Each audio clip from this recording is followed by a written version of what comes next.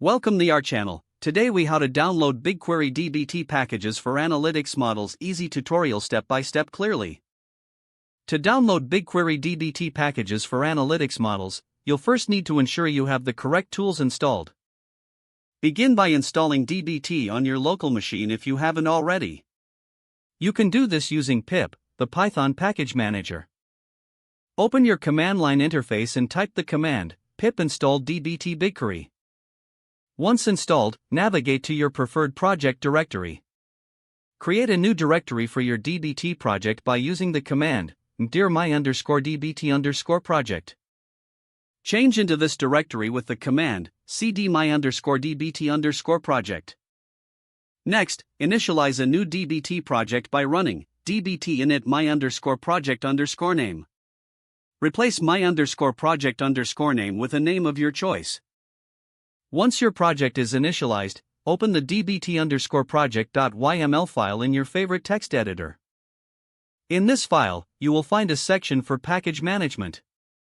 To include community or other packages, add their names under the packages section. For example, you might want to add the package dbt-utils for additional functionality.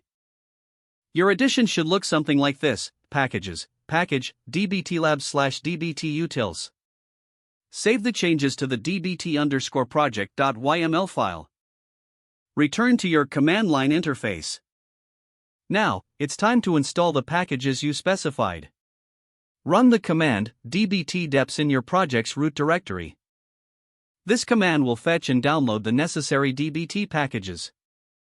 Once the process is complete, you can confirm the packages are installed by checking the packages directory. Look for a new folder named dbt_modules within your project directory.